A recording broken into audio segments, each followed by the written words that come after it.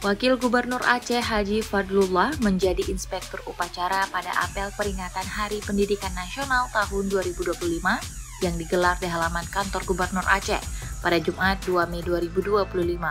Upacara berlangsung khidmat dan diikuti oleh ratusan pelajar dari tingkat sekolah dasar hingga sekolah menengah, serta para aparatur sipil negara dari berbagai instansi.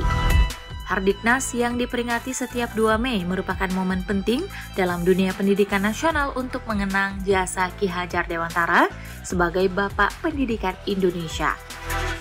Untuk tahun ini, tema yang diusung adalah Partisipasi Semesta Wujudkan Pendidikan Bermutu untuk Semua. Wakil Gubernur Aceh yang membacakan pidato resmi Menteri Pendidikan Menengah dan Dasar Abdul Mukti menegaskan bahwa peringatan Hardiknas bukan sekadar kegiatan seremonial, melainkan momentum untuk memperkuat komitmen mencerdaskan kehidupan bangsa. Wakil Gubernur juga menyoroti perhatian serius pemerintah terhadap sektor pendidikan. Ia menyebutkan bahwa Presiden Prabowo menempatkan pendidikan sebagai prioritas utama dalam Asta Cita keempat, yakni membangun sumber daya manusia yang kuat sebagai agen perubahan menuju Indonesia yang adil dan makmur.